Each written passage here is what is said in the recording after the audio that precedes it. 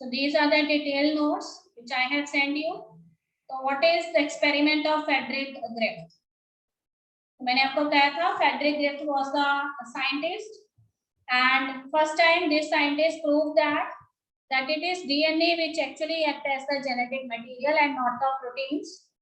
And DNA is the genetic material. It get transferred from one organism to another. ठीक है, not the proteins or the RNA they get transferred. So what the scientist did, वो भी मैंने आपको बता दिया था कि scientist has used an experimental material, mice, and he also took the Streptococcus pneumoniae bacteria, and with the help of this Streptococcus pneumoniae bacteria, he done infection in mice. So one of the very important thing that is related with this Streptococcus pneumoniae bacteria is that the Streptococcus pneumoniae bacteria produce two kind of strains. ठीक है, तो first is the smooth strain, the S strain bacteria, and other is the rough strain. ठीक है, how the scientists know these are the smooth cells or the smooth strains? So here in case of smooth cells, जो smooth cells थे उनका shiny appearance था because such colonies of bacteria which are smooth strain bacteria, they generally has mucus polysaccharide coat present in them. And another type of bacteria, that is the rough strain bacteria, they do not have mucus polysaccharide coat. So the properties, the virulent properties of the smooth strain bacteria are because of the presence of the mucus polysaccharide coat. So that's why when these smooth strain bacteria, they are used by scientists for causing infection in mice. What the scientists observe, कि when the infection it proceeds in the mice by smooth cells, तो mice जो है उसकी क्या हो जाती है, death हो जाती है, ठीक बेटे. But when the scientists use the rough strain bacteria and cause infection in mice, the mice is not supposed to die because the R strain bacteria, they are the non-virulent type of bacteria because of the absence of mucus polysaccharide coat. तो देखो यहाँ पे बहुत ही easy method में लिखा है, smooth strain bacteria they produce smooth colonies on the cultural plate, and rough strain bacteria they produce rough colonies on cultural plate. ठीक है, इसमें shiny appearance था, इसमें नहीं था. Then second thing is कि smooth strain bacteria have a polysaccharide coat. ठीक है, it is a mucus polysaccharide coat. In rough strain bacteria, the mucus polysaccharide coat is not present. Okay, so absence of mucus polysaccharide coat in R strain bacteria. Then virulent properties, they are associated with smooth strain bacteria. They cause severe pneumonia in the mice, because of which the death of the mice takes place. And in rough strain bacteria, the non-virulent properties are there. They does not cause pneumonia in mice, and as a result, the mice remains alive. तो देखो बेटे यहाँ पे बिल्कुल simple way में diagrammatically represent किया कि when the scientists use a living virulent strain, ठीक है, तो उस समय माइस जो है इसकी डेथ हो गई. अगर मैं virulent strain बोल रही हूँ, this means I am here talking about the smooth strain bacteria. So when the scientists apply these bacteria, what happened? The mice die because of severe anemia, pneumonia. Okay. Second case में उसके बाद वो कहते हैं कि अगर उसने rough strain bacteria use किए, तो living A virulent type of strain अगर उसने यूज किया, तो व्हाट ही सी कि माइस जो है ना उसकी डेथ नहीं होती, माइस रिमेन अलाइव. ओके, तो this means these are our strain bacteria. And in the second series of experiment what the scientist did, scientist जो थे उसको पता लग गया कि smooth strain bacteria they have the virulent type of properties. तो ही start this smooth strain bacteria जो है उसको उसने हीट किल्ड किया. ठीक है, 100 डिग्री सेल्सियस से भी ज्यादा टेम्परेचर तक उसको हीट किया and then apply on the mice. What the scientist observe, the mice live, mice जो है वो जिंदा रहती है. This means that the substance that is actually present in the smooth strain bacteria when they are heated up to a certain temperature, then some of the properties of that substance it finally vanishes. Okay, I'm not saying that 100% the virulent properties they get damaged. I'm saying some of the properties of the virulent substance they get damaged, but some still remain. उसके बाद उसने apply किया heat killed virulent strain को, तो माइस जो है वो live रहती है. ठीक है बेटे. नेक्स्ट में फोर्थ सीरीज ऑफ एक्सपेरिमेंट में what the scientist did, he mixed these heat killed smooth strain bacteria with the live avirulent rough stain bacteria and see the observation. And what is see the again the mice dies. उसने कहा कि अगर smooth strain bacteria heat killed है तो इसका मतलब virulent properties तो खत्म हो जानी चाहिए थी पर जब उसको रफ स्टेन बैक्टीरिया के साथ मिक्स किया गया, ओके बेटा, तो इसका मतलब स्मूथ सेल्स में से कोई सब्सटेंस जो है वो रफ सेल्स के अंदर ट्रांसफॉर्म हुआ है, ठीक है, जो कैसी प्रॉपर्टीज रखता है, विरुलेंट प्रॉपर्टीज रखता है, और उसी की वजह से माइस की क्या हो गई है, डेथ हो गई है. On the basis of this, the scientists conclude that the smooth cells, though they are heat killed, but the substance that carries the virulent properties, it is not 100% damaged. So some of the virulent properties it still remains in the heat killed smooth cells, and from the heat killed smooth cells, it finally enters into the rough cells, which are the non-virulent type of cells, and introduce virulent properties in them and makes the rough cells virulent too, and as a result the mice dies. But when the question is asked to the scientist, so is not give the satisfactory answer कि whether that substance is DNA or it is protein or something else. ठीक है, so most of the biologists they do not get convinced. Why I have repeated this experiment again? मैंने इसलिए इसको फिर से repeat किया है क्योंकि इसमें से आता है हमें बोर्ड में 5 मार्क क्वेश्चन, ठीक है, जो हमेशा कई सालों से आता रहा है और आएगा भी आगे. तो 4 एक्सपेरिमेंट हैं, उनको मैं बार बार इसीलिए बता रही हूँ so that it finally get enter into your mind और हमेशा आपके माइंड में फ्लैश रहे, ठीक बेटे. तो फेडरिक ग्रिफ्थ एक्सपेरिमेंट जो है 5 मार्क्स में आ जाएगा. What is the question? Question कैसे आना है? What you mean by transforming principle, explain the mechanism, okay, and how the biochemical characterization of transforming principle was done by another scientist. तो यहीं पे कंप्लीट नहीं होता Frederick Griffith experiment, okay. There were 3 another scientists, their name were Avery, McLeod and McCarthy. याद रखेंगे सभी बच्चे. They have used 3 type of enzyme, RNases, proteases, DNases. तो फर्स्ट टाइम उन्होंने हीट किल्ड स्मूथ सेल्स थे उसके ऊपर जो है इन तीनों एंजाइम्स को अप्लाई किया. तो in the first case they use RNases. So these RNases they digest the RNA, but other 2 things they get transformed into the rough cells. तो देखो RNA नहीं जाएगा पर प्रोटीन्स भी जाएंगे, DNA भी जाएगा. उसके बाद वो क्या देखता है कि माइस की डेथ हो जाती है, ओके. तीनों साइंटिस्ट ने ऑब्जर्व किया कि माइस की डेथ हो जाती है. And in second case they use the protein digesting enzyme proteases and see the result. तो अब क्या है, प्रोटीन जो है वो नहीं जाएंगे पर डीएनए अभी भी क्या है, again the scientist they see कि mice again die. And in the third cases when they apply the DNases enzyme, they digest the DNA and do not allow the DNA to enter into the rough cell. So in that case, a surprising event it happens, the mice remains alive. So from all the above three series of experiment, the scientists conclude that it is not the protein, it is also not the RNA, but it is the DNA that is responsible for virulent properties. Okay बेटे, अब ये फिर से आपको एक बार clear करवा दिया मैंने. And Hershey and Chase experiment जो था उसमें बस आप इतना याद रखेंगे कि Hershey and Chase they have used bacteriophages. What are bacteriophages? Bacteriophages are those viruses which infect bacteria. And which bacterium they have selected? They have selected the bacterium E coli. Escherichia coli bacterium उन्होंने लिया, ठीक है. तो they put this bacteriophages, ठीक है, some group of bacteriophages they are allowed to grow on a culture plate that contain phosphorus, ठीक है, जिसमें रेडियोएक्टिव फास्फोरस प्रेजेंट था. और दूसरे बैक्टीरियम्स जो हैं बैक्टीरियोफेजेस जो थे उनको ऐसे कल्चर प्लेट पे ग्रो किया which contains the sulfur, radioactive sulfur. So what happened? As you know that it is radioactive phosphorus and sulfur. So in the first case the radioactive phosphorus it enters into the DNA.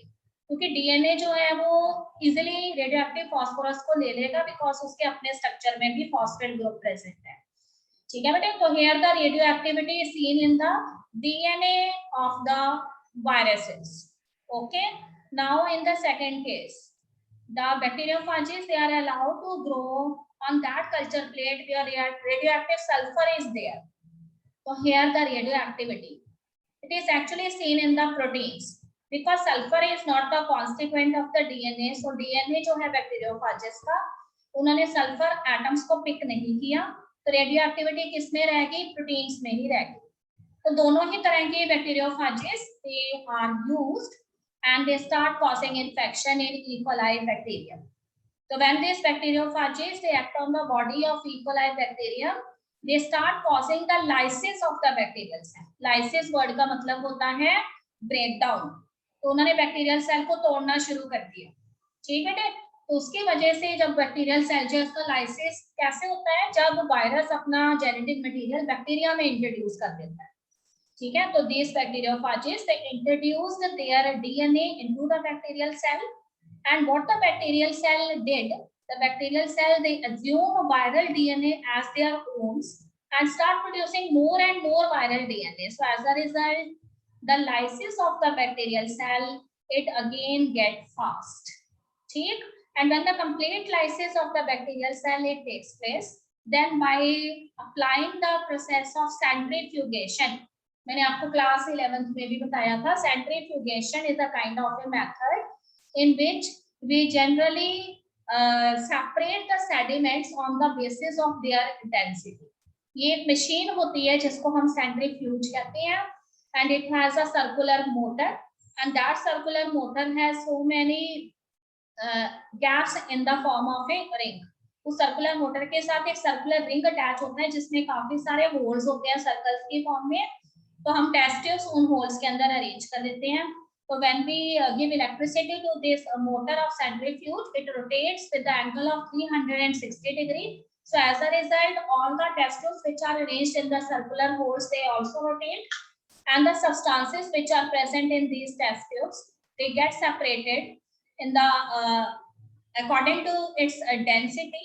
ठीक है. different sediments are formed. तो जब उन्होंने bacterial cell जो है उसका centrifugation किया तो प्रोटीन्स जो है उसमें से अलग हो गए और जो डीएनए था वो बैक्टीरियल सेल के साथ अलग हो गया. ठीक है बेटे. तो डीएनए जो था उसकी एक अलग सेगमेंट बन गई और जो प्रोटीन था वो सुपरनेटेंट में मतलब नीचे रह गया. तो दोनों ही केसेस में उसने देखा, in the first case when they observe the bacterial cell they see that the radioactive DNA it is actually present in the bacterial cell. bacterial cell के अंदर उन्हें radioactive DNA नजर आया जिसको हमने phosphorus में ग्रो किया था. उसमें DNA कैसा था? radioactive था. And in the second case, as you know that the DNA is not radioactive, the radioactivity is there in the protein. तो फिर उसको ऐसे bacterial cell मिले जिसमें DNA तो present था पर वो radioactive नहीं था. रेडियो एक्टिविटी उसको बाहर वाले सब्सटेंस यानी सुपरनेटेंट जो प्रोटीन था उसमें नजर आई. तो दोनों ही केसेस से what the scientist conclude, Hershey and Chase they conclude that in both the cases whether the radioactive DNA is present in the cell or in second case whether the DNA is not radioactive, but the thing that enters into the bacterial cell is only DNA and it is not the protein. So on the basis of this experiment again the scientists they proved that it is only the DNA that transfer from one cell to another, and it also carries the virulent properties and it is responsible for other kind of hereditary characters in a living organism. Okay beta, so this is clear to all of you. Now is there any question? Yes beta, speak up. यहाँ तक सभी students को क्लियर है? Students, Pranav is there in the meeting. Dipinder ने, दीपिंदर तो 11th में है, नहीं 12th में है. हाँ जी. Yes ma'am. बेटा प्रणव समझ आ गया बेटे? Yes ma'am. Okay. Deepinder, Deepinder समझ आ गया बेटे? बाकी सभी स्टूडेंट, निशान, जैस्मिन, तिशा, सिमरन, सब बच्चों को समझ आ रहा है? देखो मैं आपसे बार बार इसलिए पूछ रही हूँ बिकॉज दोनों ही question number of time board के एग्जाम में आ चुके हैं और हमेशा ये 5 मार्क क्वेश्चन होते हैं, तो हमने किसी भी हालत में अपने 5 मार्क क्वेश्चन नहीं जाने देते. ठीक है. So you must go through the experiment. Now I am starting with my next topic, and my next topic is on page number 102, section 6.2.2, properties of genetic material DNA versus RNA. ठीक है, तो here we are going to discuss the properties of the genetic material.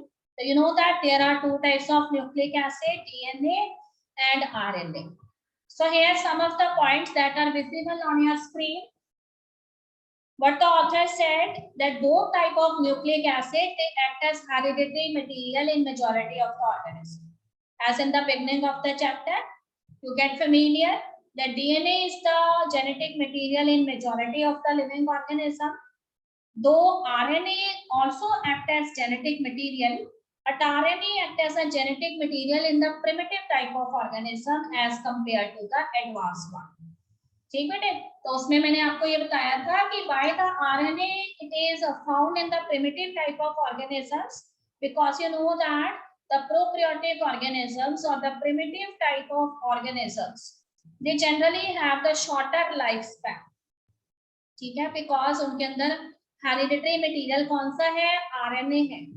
And if you see the structure of the RNA, then there are certain specific type of structural you can say features that are present in the RNA, which enhances their reactivity. And if the RNA molecule has more reactivity, this means its stability is less. Okay, बेटे? So if you see the structure of RNA, अगर हम सिर्फ और सिर्फ RNA के बारे में सोचें, तो आपको नजर आ रहा है कि there is a pentose sugar. ठीक है? How many carbon atoms are present in that pentose sugar? 5 carbon atoms are there. तो आपको पता है कि कार्बन नंबर 2 पे ध्यान देंगे सभी student, on the carbon number 2. ठीक है, हर एक जो आरएनए को बनाने वाला न्यूक्लियोटाइड है उसमें पेंटोज शुगर में कार्बन नंबर 2 पे additional hydroxyl group is present. ठीक है, एक एडिशनल हाइड्रोक्सिल ग्रुप प्रेजेंट होता है जो उसकी रिएक्टिविटी जो है उसको बढ़ाता है. तो whenever the RNA molecule it comes in contact with any of the other chemical species which is also a highly reactive species, it immediately do the reaction with that species. तो RNA जो है वो mutate बहुत faster करता है because उसकी reactivity बहुत ज्यादा है और इसी वजह से उसकी स्टेबिलिटी कम है. So it is generally found in those organisms whose life span is of less. तो बैक्टीरिया वायरसेस जो इनका लाइफ स्पैन बहुत ज्यादा टाइम का नहीं होता. ठीक बेटे, तो इसीलिए इनमें RNA जेनेटिक मटेरियल होता है. तो देखो यहाँ पे in the beginning of the paragraph what is given कि RNA it is generally found as a genetic material in so many bacteriums. One of that bacterium is the, ठीक है, viruses के अंदर भी है. जितने बैक्टीरियल सेल्स हैं उनमें तो RNA प्रेजेंट है. वायरसेस में TMV वायरस आपने सुना हुआ है, टोबैको मोजाइक वायरस, जो टोबैको में मोजाइक डिजीज कॉज करता है. ठीक है बेटे, जितने बैक्टीरियोफाजेज हैं, bacteriophages are those viruses that act on bacteria, उन सभी में भी RNA act as a genetic material. But this RNA not only behaving as a genetic material, it is also performing some of the important significant functions. ठीक, तो RNA जो है वो messenger RNA की तरह भी फंक्शन करता है. मैंने आपको बताया था मैसेंजर RNA जो है, क्योंकि उसके नेम से पता लग रहा है, the messenger RNA it generally carries messages of for amino acids. ठीक है, what kind of amino acids they join and they later have to form the proteins. कौन सी amino acid join करेंगी और proteins बनाएंगी, तो उसके लिए messages हमारे पास कौन कैरी करता है, मैसेंजर RNA कैरी करता है. ये फंक्शन भी RNA का है. Another thing is कि RNA sometimes behave as an adapter molecule. ठीक है, if the particular organism is showing certain type of adaptation, so RNA it is also playing some of the important role in metabolic reactions also. RNA catalyst, they are very much popular. Okay, sometimes the RNA it also acts as structural unit. So here I am talking about the structural unit which actually act as a site for protein synthesis. तो यहाँ पे मैं बात कर रही हूँ ribosomal RNA.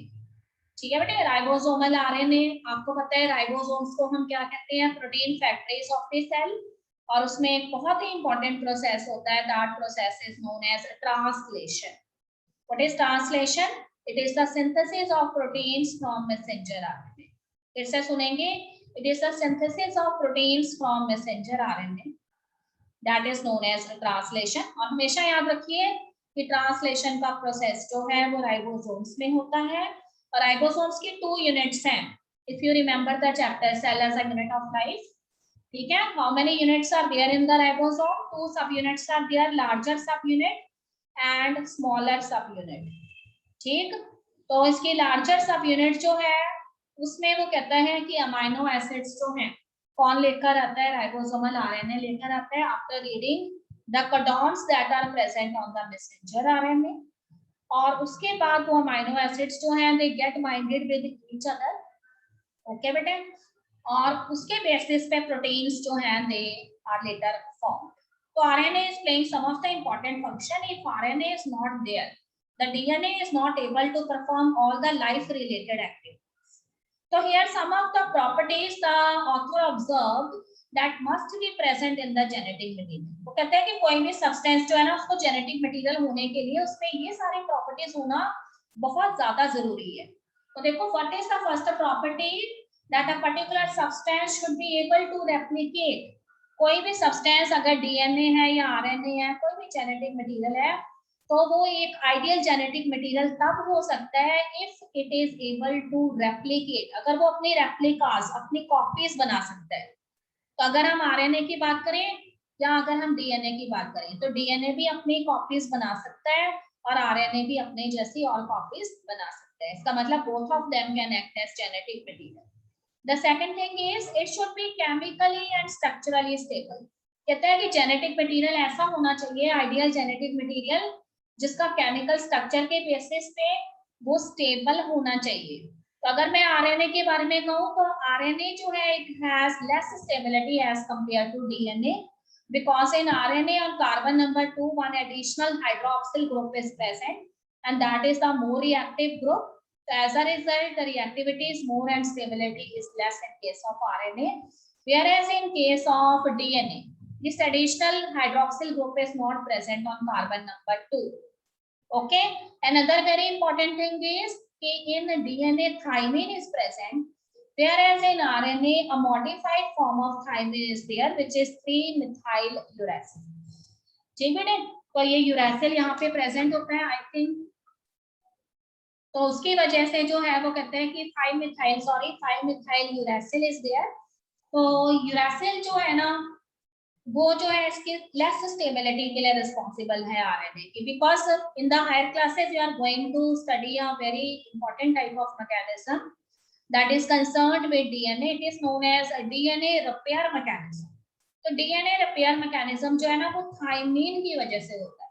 तो DNA जो है इसके अंदर प्रॉपर्टी है कि अगर कोई गलत बेसिस अटैच हो जाती है डॉटेड डीएनए में डीएनए पॉलीमरेज एंजाइम से तो डीएनए रिपेयर कर सकता है अपने आप को.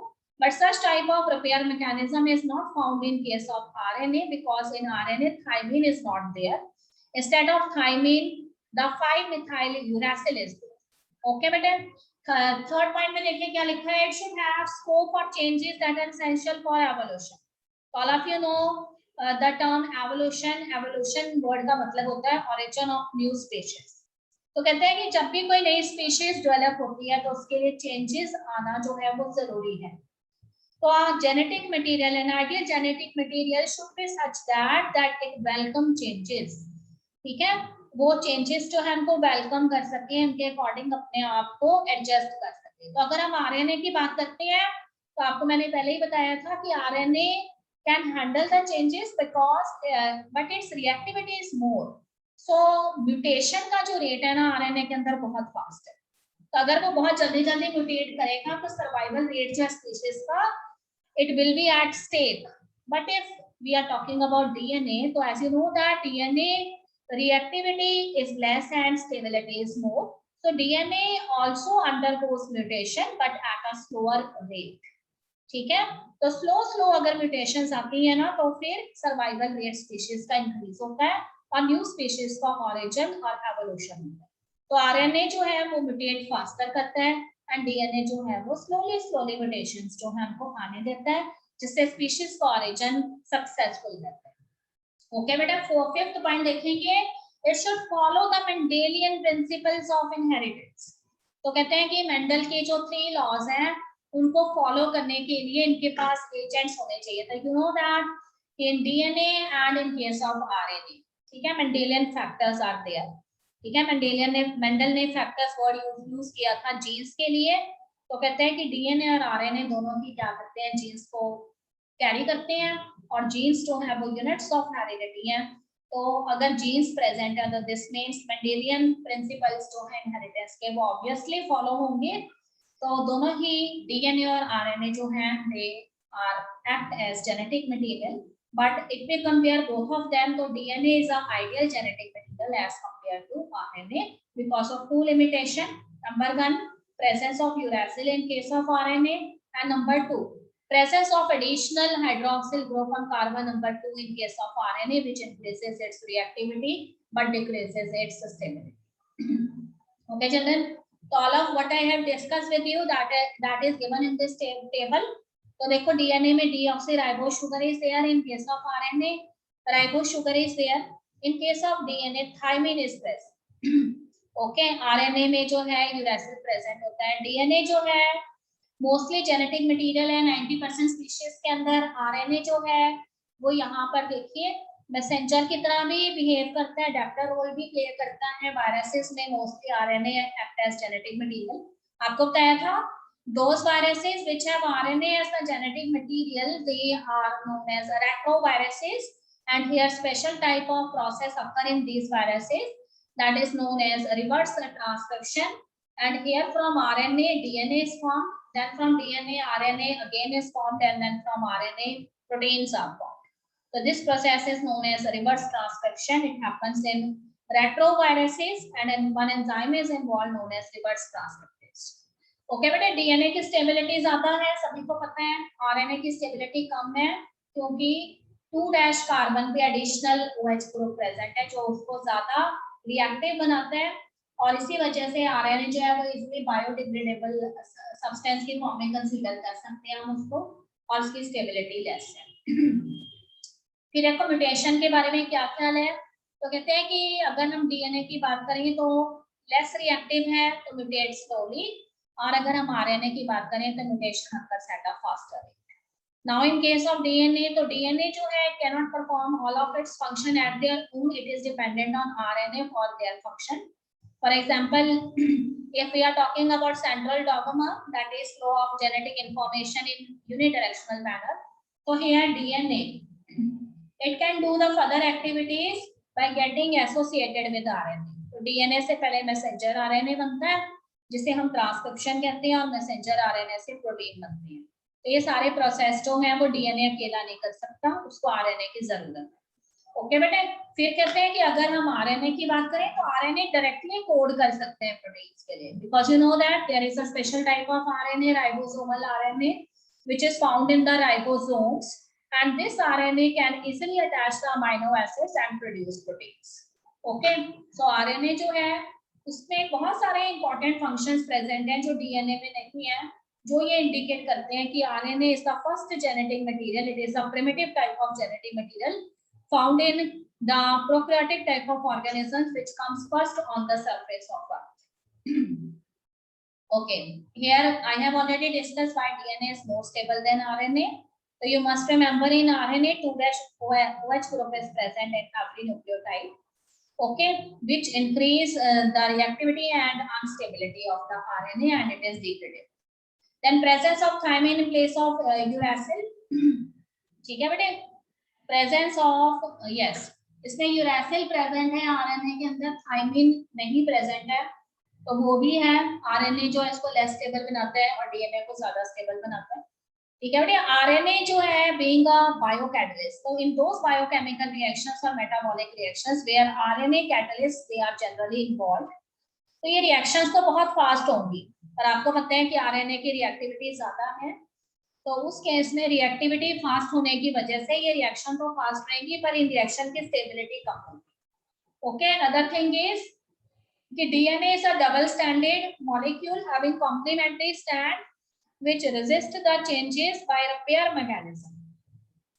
DNA जो है वो डबल स्टैंडर्ड है, उसके 2 स्टैंड्स हैं, तो उसका जो कॉम्प्लीमेंट्री स्टैंड है ठीक है, वो एक एक्स्ट्रा स्टैंड है ना in addition to RNA, RNA single standard होता है, तो इसी वजह से वो कहते हैं कि when the DNA polymerase enzyme, ठीक है, it generally pick up the basis from the cell constitution and involved in the synthesis of daughter DNA.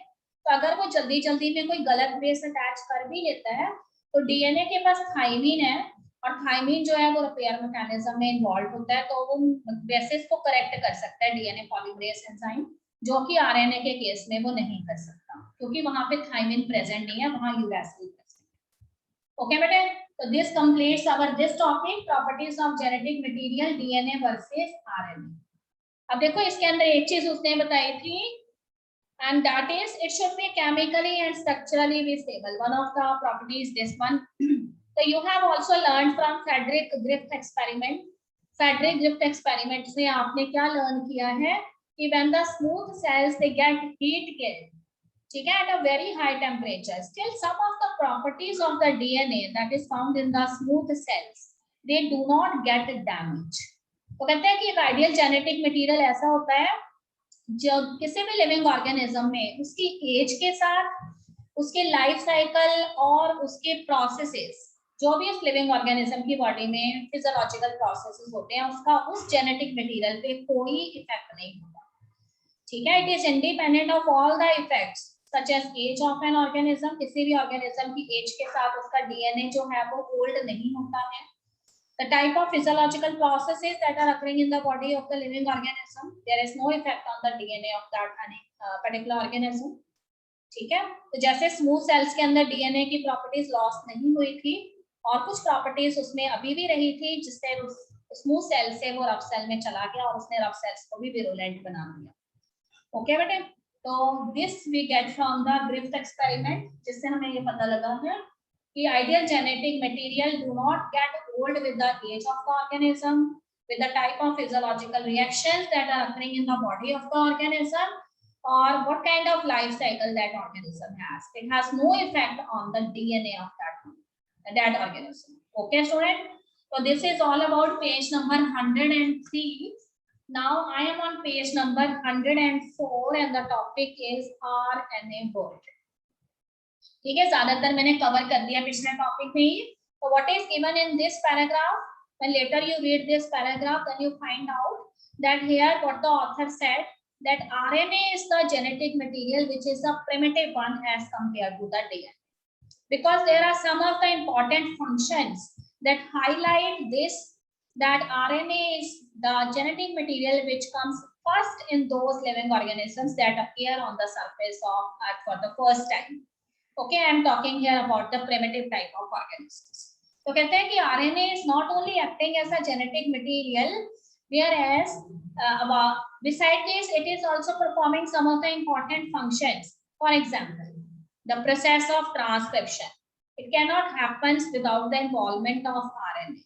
ठीक है, DNA से RNA बनता है हम कहते हैं। तो एक समय के लिए इमेजिन करिए कि अगर मैसेंजर RNA ना बने तो फिर ट्रांसक्रिप्शन भी कंप्लीट नहीं होगा, ना ही आगे ट्रांसलेशन हो पाएगा। इसका मतलब अभी भी जो इंपॉर्टेंट फंक्शंस हैं वो सिर्फ और सिर्फ आरएनए के साथ एसोसिएटेड हैं, जिसमें transcription, translation they are actually happened because of RNA, and there are some of the important type of metabolic reactions where the RNA they act as catalyst.